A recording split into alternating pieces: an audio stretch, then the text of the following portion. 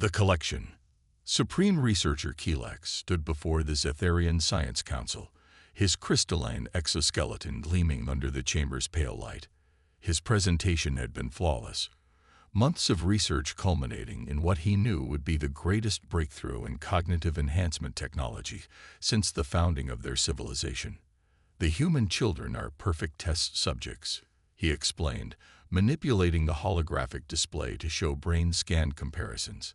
Their neural plasticity is remarkable, far superior to any species we've studied. With proper application of our enhancement procedures, we could unlock potential that would revolutionize our understanding of consciousness itself. The council members shifted in their gravity chairs, their crystalline forms reflecting rainbow patterns across the chamber walls. Head Counselor Vera's voice resonated through the room. "And you're certain these specimens can be acquired without detection?" "Absolutely," Keelak replied confidently. "Our analysis shows their planetary defense systems are primitive at best. The extraction team can bypass them completely. We've identified 12 optimal candidates, ages 7 to 11, from various global locations. Their disappearances will be attributed to local incidents." What Keelak failed to mention was the warning from his junior researcher about the fierce protective instincts of human parents. He dismissed it as irrelevant anthropological data. 3 days later, the extraction team deployed from the research vessel Stellar Seeker. Using advanced cloaking technology, they descended to Earth under cover of darkness. One by one, they collected their targets. Emma Chen from Singapore, Marcus Williams from London, Aisha Patel from Mumbai, and 9 others from different corners of the globe. The operations went smoothly, exactly as planned. Too smoothly. The children were transported in stasis pods, their vital signs carefully monitored as they were brought aboard the massive research vessel hovering in high orbit, completely invisible to Earth's detection systems. Dr. Maya Santos, mother of abducted Carlos Santos, sat in her office at NASA's Deep Space Network facility, staring at her computer screen with red-rimmed eyes. Her son had vanished from his bed 2 nights ago, but she hadn't stopped working. Instead, she'd been reviewing data from every satellite and radio telescope she could access. Most would have seen nothing in the readings. Tiny anomalies, insignificant power fluctuations. But Maya saw patterns. Across the world, other parents were making similar discoveries. Colonel Sarah Williams of British Military Intelligence hadn't slept since Marcus disappeared. She'd called in every favor she'd accumulated in 20 years of service, gathering data from military and civilian sources alike. In her London office, she'd created a wall of connections that would have seemed paranoid to most observers. In Mumbai, tech billionaire Raj Patel had turned his entire cybersecurity division toward finding his daughter Aisha. His teams were correlating social media posts, weather satellite data, and electrical grid fluctuations from around the globe. Aboard the Stellar Seeker, Keelak reviewed the initial medical scans with satisfaction. "Begin the neural mapping sequence," he instructed his medical team. "I want baseline readings before we start the enhancement procedures." In their separate containment units, the children were regaining consciousness. The aliens had expected fear, confusion, perhaps even panic. Instead, they found something quite different. Emma Chen, age 9, immediately began memorizing every detail of her surroundings, just as her intelligence operative mother had taught her through years of games and stories. Marcus Williams, age 11, started testing the boundaries of his containment field, cataloging its responses, his military parents' training already kicking in. Young Aisha Patel didn't cry when she woke up. Instead, she studied the strange symbols on the medical displays, her programmer's daughter mind already looking for patterns. Carlos Santos lay quietly, watching the aliens' movements, recording their routines in his mind. None of the Zetharians noticed the small device sewn into the hem of Carlos' pajamas, the prototype tracking technology his mother had been developing for deep space missions. They didn't realize that Aisha's watch contained a quantum beacon her father's company was testing. They hadn't detected the microscopic transmitters embedded in Marcus's dental work. The aliens had chosen their subjects carefully, selecting children from different cultures and backgrounds. But they had failed to realize that these particular children came from families uniquely equipped to respond to their disappearance. They had inadvertently selected the worst possible targets for their experiment. In her private chamber, First Medical Officer Zora reviewed the children's biological readings with growing unease. Something about their calmness bothered her. In all her years of sinological research, she'd never seen juvenile specimens behave quite like this. She made a note to mention it to Kelax, then dismissed the concern. After all, what could human children possibly do to threaten the most advanced research vessel in the galaxy? As the Stellar Seeker maintained its silent orbit, 12 sets of parents were already reaching out to each other, forming connections, gathering data. The humans had noticed far more than the aliens believed possible, and they were not going to wait for help from their governments. They were coming for their children. The greatest mistake in Zetharian scientific history had just begun. Hidden strengths. Within 48 hours of the abductions, an encrypted video conference connected 12 homes across the globe. Dr. Maya Santos had found the others through a combination of data analysis and mother's intuition. The patterns in the abductions were clear to those who knew where to look. The same energy signature appeared in each location, Maya explained, sharing her screen with the others. It matches nothing in any known database, but it's definitely artificial. Her voice remained steady, professional, even as she pointed out where her son had been taken. Colonel Sarah Williams leaned into her camera. My contacts in Nedo have confirmed similar anomalies over military installations in the past month. Whatever took our children was studying us first. Her jaw clenched. They were careful, methodical, but they'd made one critical error. They took the wrong kids, Raj Patel finished, his fingers flying over multiple keyboards. The tech mogul had already devoted half his satellite network to the search, and they definitely didn't research our backgrounds.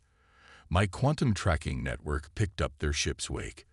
They're using some kind of advanced cloaking technology, but nothing can hide the gravitational distortion of a large vessel in orbit. Aboard the Stellar Seeker, the children were proving far more challenging than their captors had anticipated. Emma Chen had already mapped the daily routines of 3 different guard shifts, sharing the information through a silent sign language. She taught the others during their brief social interaction periods, which the aliens had granted only to study their group dynamics. Kelax reviewed the latest neural scans with growing excitement, completely missing the signs of organized resistance forming under his nose. The baseline cognitive readings are extraordinary, he told First Medical Officer Zora. Their neuroplasticity exceeds our highest estimates. We can begin the enhancement procedures ahead of schedule. Zora's crystalline form shifted color slightly, a sign of concern in her species. Supreme Researcher, I've noticed unusual patterns in their behavior. They appear to be communicating even when physically separated. And Subject 8, Marcus Williams, has been asking increasingly specific questions about our ship's systems. Excellent, Kelax exclaimed. Their curiosity shows their intelligence. Document everything for the study. But Marcus wasn't asking questions out of mere curiosity. Every detail he gathered was carefully memorized and later shared with the others. Carlos Santos, using his mother's NASA training, had already figured out they were in orbit around Earth based on the subtle gravitational fluctuations he could feel in his containment cell. Aisha Patel spent her examination periods quietly counting the seconds between automated system checks, her mathematician's mind calculating patterns. The quantum beacon in her watch remained undetected, sending out its signal in bursts so brief the aliens' instruments registered them as normal background radiation. On Earth, the Parents' Coalition was growing stronger. Colonel Williams had quietly reached out to trusted military contacts in 7 countries. Maya Santos had her entire NASA team analyzing deep space telemetry under the guise of a routine system upgrade.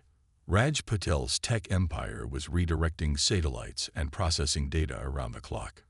We've confirmed the ship's location, Maya announced during their 3rd video conference. She shared a complex orbital diagram. They're sitting right above the Pacific, using the Earth's magnetic field to help mask their presence. Clever, but not clever enough. My quantum network has mapped their approximate size and shape, Raj added. It's big, about half a kilometer long. But more importantly, we've detected regular energy fluctuations that suggest their cloaking system runs on a cycle. Sarah Williams smiled grimly. Which means there's a pattern we can exploit. I've got special forces teams on standby in 3 countries, all commanded by parents who've lost children themselves. They're willing to move unofficially. The parents worked with fierce determination, each contributing their unique skills to the rescue effort. They knew they couldn't trust official channels. The panic from revealing an alien presence would only complicate things. This had to be handled quietly, precisely, and with overwhelming force. Meanwhile, the children had begun their own form of resistance. During the neural mapping procedures, they deliberately focused their thoughts on misleading patterns. Emma taught the others meditation techniques learned from her grandmother, helping them present the mental states the aliens expected to see. Young Carlos figured out that the ship's internal sensors could be confused by synchronizing their movements with its scanning frequency, creating brief blind spots in surveillance.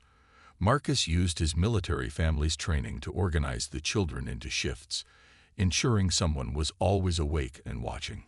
Aisha's quantum beacon continued its silent work, sending out coded bursts of data about ship systems she glimpsed on medical monitors.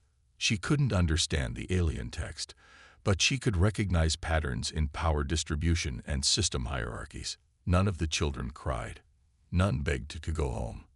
They knew, with the unshakable faith of the young, that their parents were coming for them. Their job wasn't to escape, it was to be ready when rescue arrived. First Medical Officer Zara's concerns grew stronger. The children's behavior wasn't following any known pattern for juvenile specimens. They were too organized, too calm. She wrote another memo to Kilax, who again dismissed her worries. They're adapting to captivity, he explained. It's exactly what we wanted to study. But adaptation wasn't the same as submission, and the Zetharians were about to learn the difference. As Earth's most determined parents gathered their resources and the children prepared from within, the countdown to humanity's first major galactic statement had begun.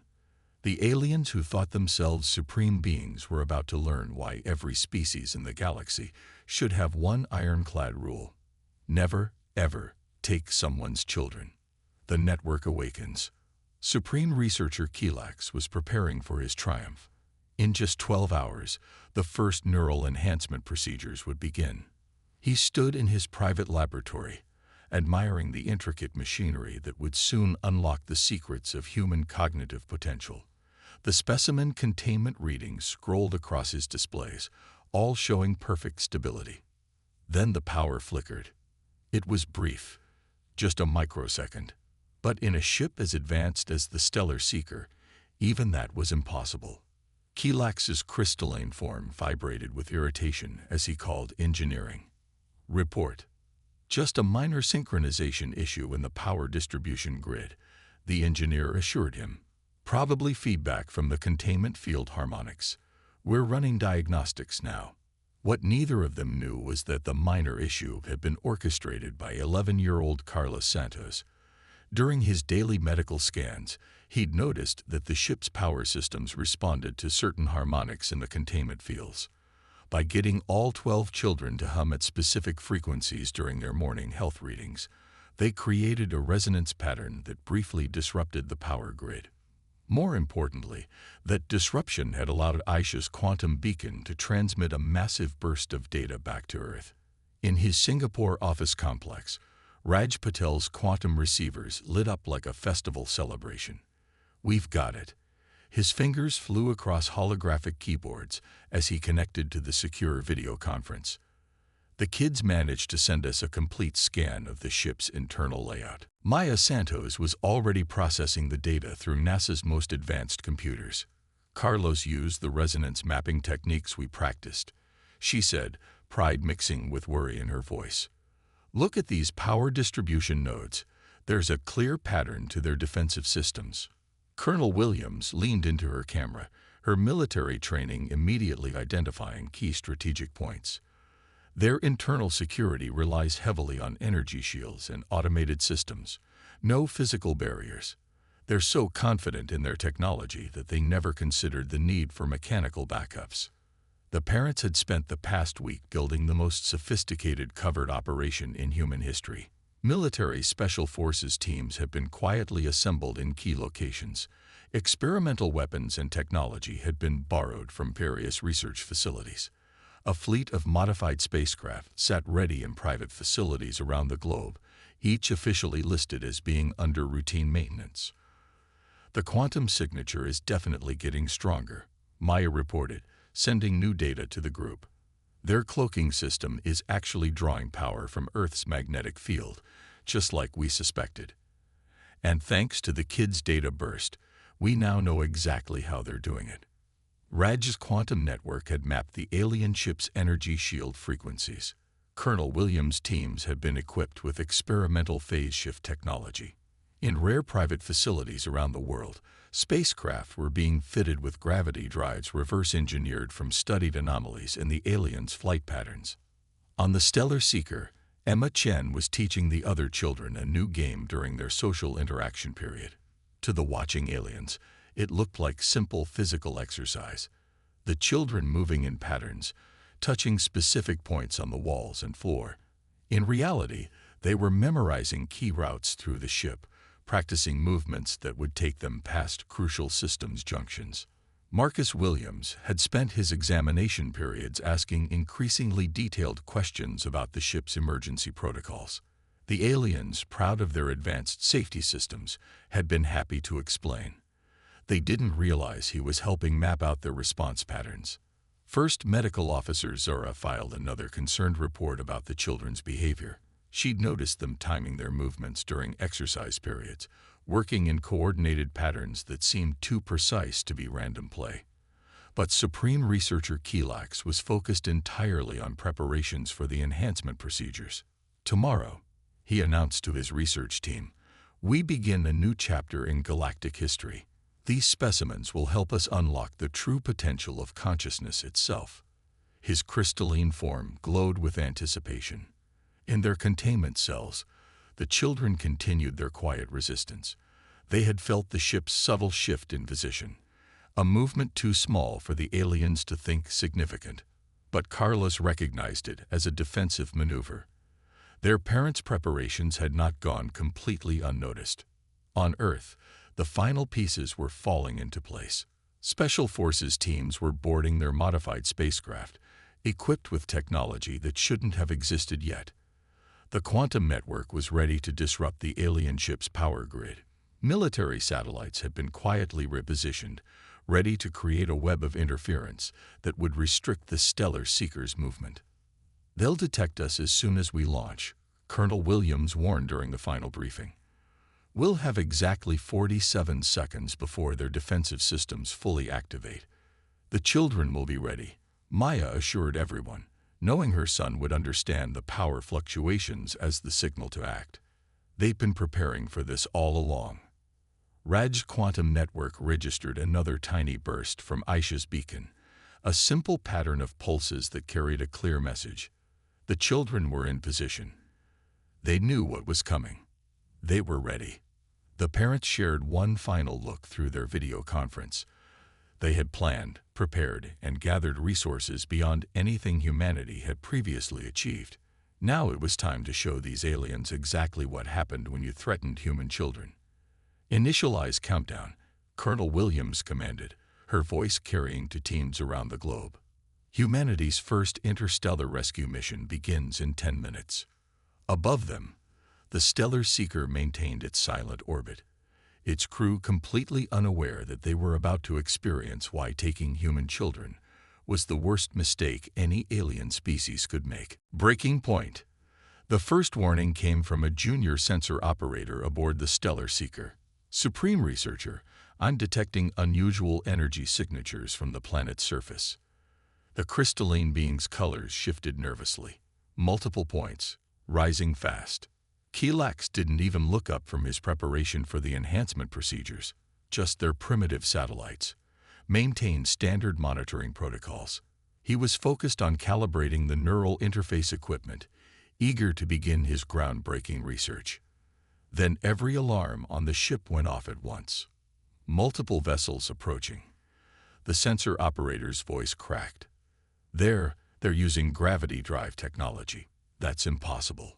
On 12 launch pads around the globe, humanity's first faster-than-light capable ships broke atmosphere. They were cobbled together from experimental technology, reverse-engineered alien principles, and sheer human determination. At their controls were the most elite special forces pilots Earth had to offer, each one a parent themselves. Colonel Williams' voice carried across all channels. Formation Alpha. Remember, we need their attention up here. Ground teams move on my mark. The Stellar Seeker's bridge erupted into chaos. Shields at maximum. Kelax ordered, his crystalline form pulsing with alarm colors. How did they develop gravity drives? Their technology was primitive. Sir. First, Medical Officer Zara burst onto the bridge. The specimens. They're acting strangely. All of them. Some kind of coordinated. She was cut off by another alarm.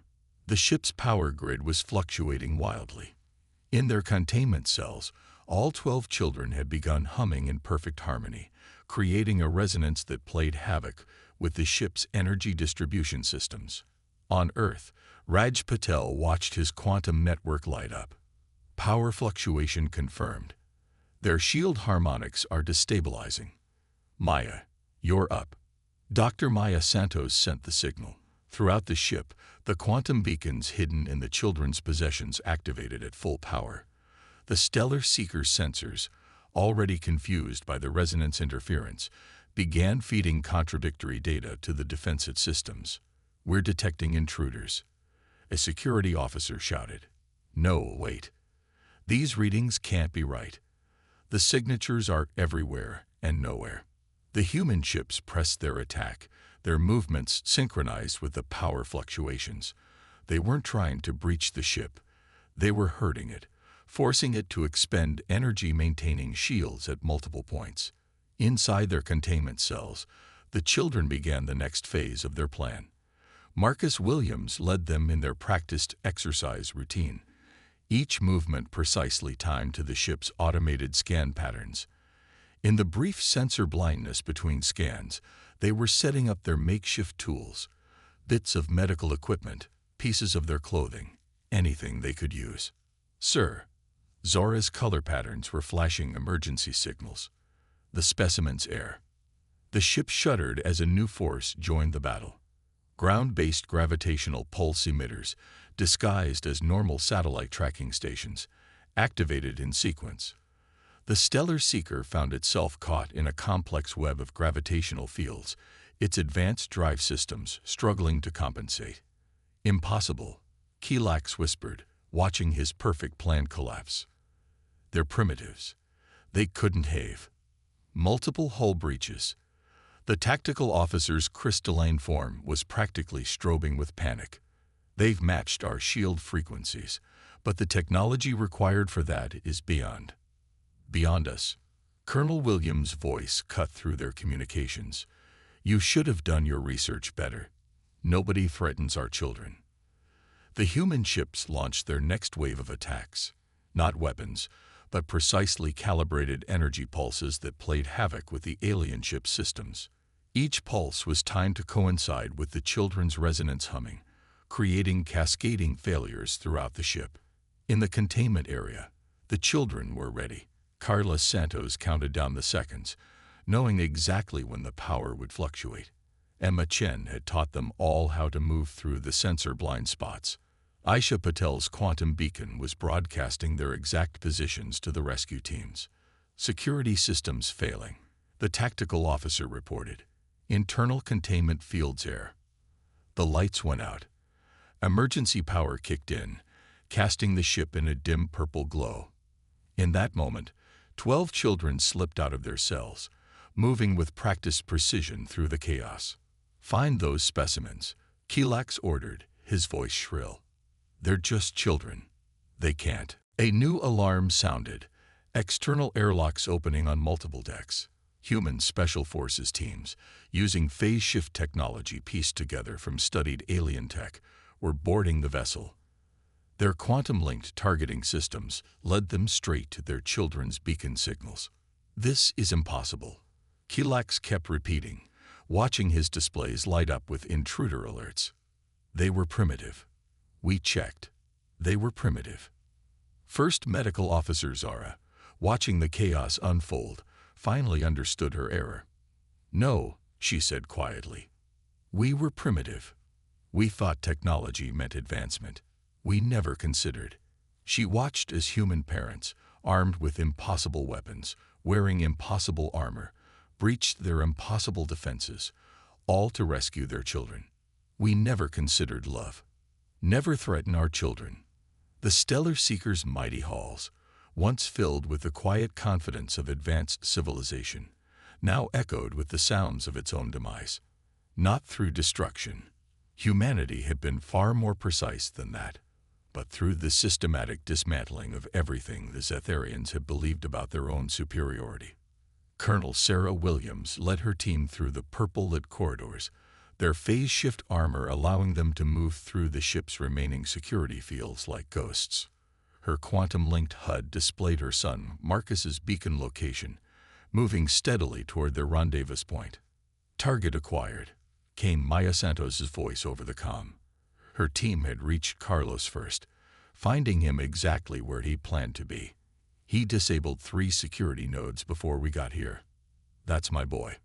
Across the ship, other rescue teams reported similar successes. The children hadn't simply waited for rescue. They'd actively participated in their own liberation, using every scrap of knowledge and preparation they'd gathered during their captivity. In his command center, Supreme Researcher Kilax watched his world unravel. The humans hadn't just matched Zetharian technology.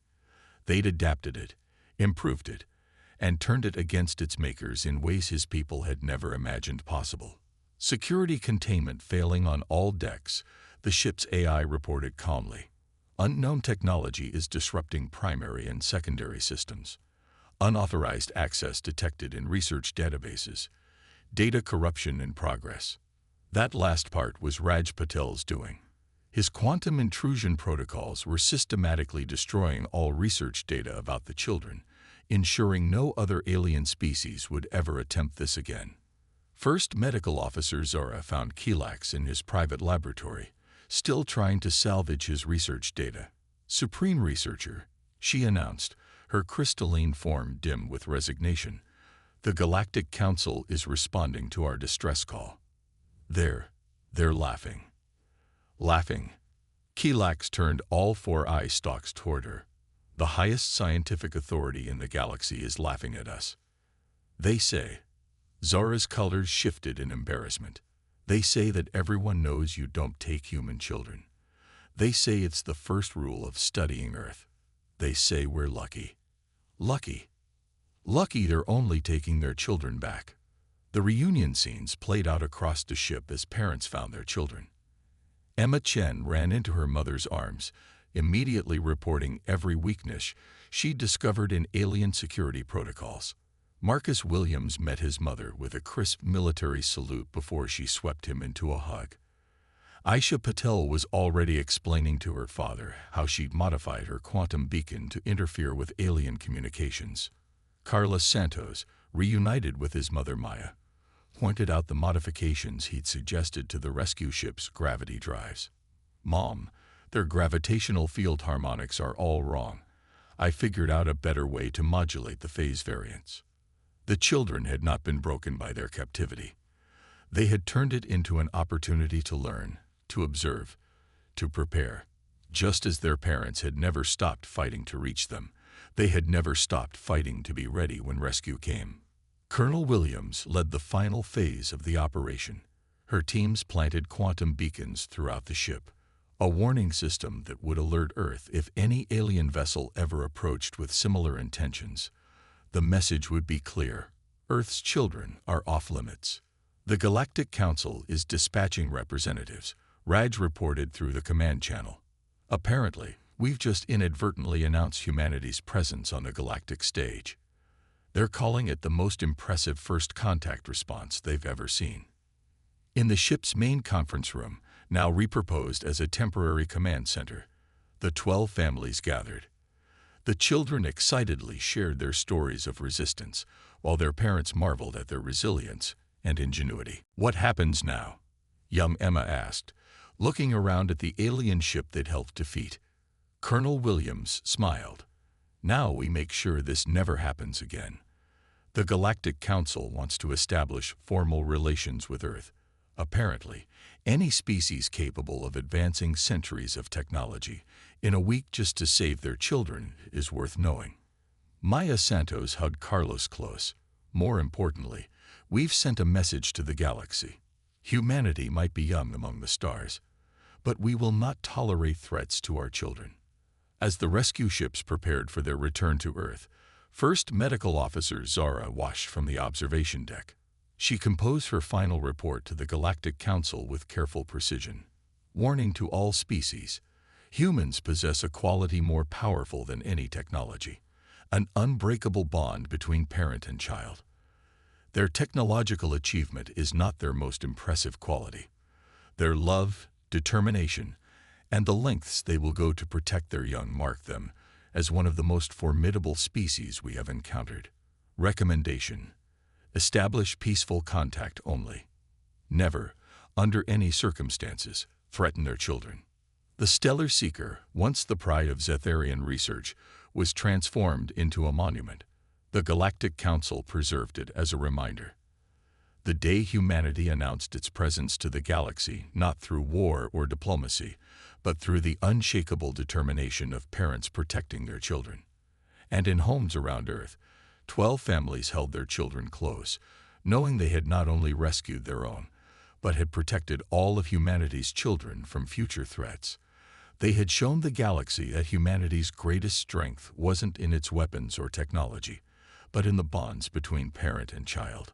Bonds that could reshape the very stars themselves when tested.